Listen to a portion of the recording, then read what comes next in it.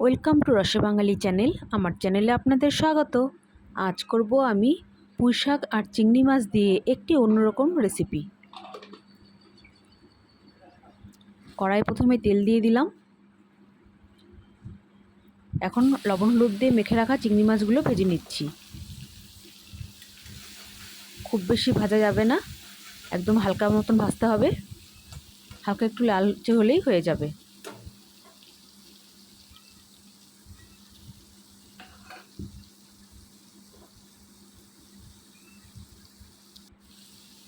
চিংড়ি মাছগুলো ভাজা হয়ে গেছে, এখন নেড়ে চেড়ে নামিয়ে নিচ্ছি। খুব বেশি ভাজতে গেলে কিন্তু চিংড়ি মাছগুলো শক্ত হয়ে যায়, তখন আর খেতে ভালো লাগে না। সমস্ত চিংড়ি মাছগুলো নামিয়ে নিলাম। এখন এর মধ্যেই দিয়ে দিলাম আর একটু তেল, দিয়ে দিলাম জিরা ফোড়ন। জিরাটা যখন ফুটে উঠবে, বেশ একটু লালচে লালচে হয়ে আসবে, তখনই আমি দিয়ে দিব কেটে রাখা সবজি, যেমন পুঁই শাকের ডাঁটা আর কোয়াশ, আলু। এই শ্রাবণ মাসে যেহেতু বেগুন খাওয়া যায় না, তো বেগুনটা আমি দেইনি, আপনারা চাইলে বেগুনটা দিতে পারেন।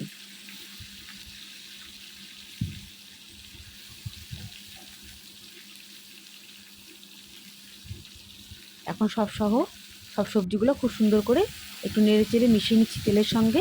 বেশ একটু নরম হওয়া অবধি অপেক্ষা করে ভেজে নিব।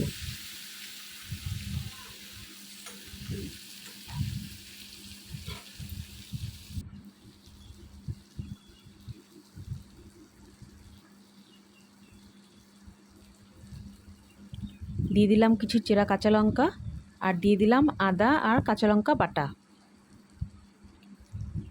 দিয়ে দিলাম জিরা গুঁড়ো, আর দিয়ে দিচ্ছি হলুদ গুঁড়ো।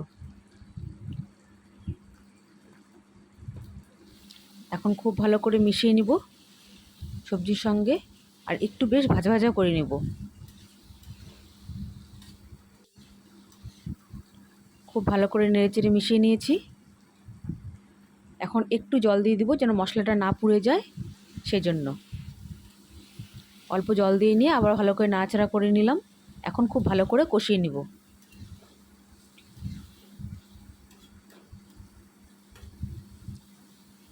এই রান্নাটা করতে খুব বেশি সময় লাগে না।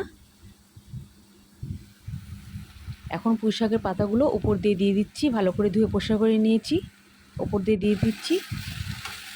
এখন একটু ঢাকা দিয়ে দিব যতক্ষণ না পুঁই শাকের পাতাগুলো নরম হয়ে আসে। ঢাকা দিয়ে রাখবো প্রায় 2-3 মিনিটের মতন।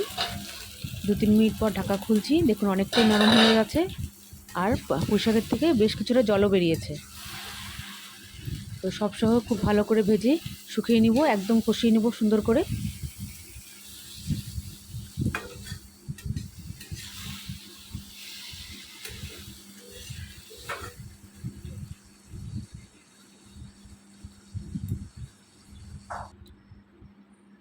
এখন দিয়ে দিব ভেজে রাখা চিংড়ি মাছগুলো, ওপর দিয়ে দিলাম। দিয়ে আবার একটু ঢাকা দিয়ে রাখবো প্রায় 2-3 মিনিটের মতন। 2-3 মিনিট পর ঢাকা খুলছি, খুব ভালো করে নাড়াচাড়া করে মিশিয়ে নিচ্ছি। মিশিয়ে বেশ আবার একটুখানি ভাজা ভাজা করে নিব। দেখুন এই পর্যায়ে কিন্তু জলটা একদম শুকিয়ে গেছে। এখন দিয়ে দিলাম আন্দাজ করে জল, যে যতটা ঝোল রাখবেন সেই অনুযায়ী জল দিবেন। এই তরকারিটা বেশ একটু ঝোলঝোল হয়, আর খেতেও খুব ভালো হয়। একদম হালকা মশলার রান্না করা তরকারি কিন্তু খেতে খুবই ভালো হয় আর খুব উপকারী। দিয়ে দিলাম আন্দাজ করে লবণ। আমি লবণটা প্রথমে দেইনি, কারণ পুঁই শাকের থেকে পিচ্ছল ভাবটা ছেড়ে যাবে আর জলও বেরোবে। প্রায় 5 মিনিট পর ঢাকা খুলছি। দেখুন অনেকটাই সেদ্ধ হয়ে গেছে, খুব ভালো করেই সেদ্ধ হয়ে গেছে। এখন একটু খুন্তি দিয়ে নেড়ে চেড়ে ভেঙে নিব। এই পুঁই শাকের তরকারিতে যদি বেগুন দেওয়া হতো, তাহলে কিন্তু অনেকটাই থকথকে ভাব আসতো, তাতে দেখতেও ভালো লাগতো, খেতেও ভালো লাগতো। যদিও আমি এখানে পুঁই শাক বেগুন দেইনি, যার জন্য আর কি পুঁই শাকটা একটু ঝরঝরে ভাব লাগছে। আপনারা যখন করবেন তখন বেগুনটা দিয়ে দিবেন। আপনারা চাইলে এই তরকারিটা এরকম করেও নামিয়ে দিতে পারেন, এটাও খেতে খুব ভালো হয়। আর চাইলে আর একটু শুকনোও করতে পারেন।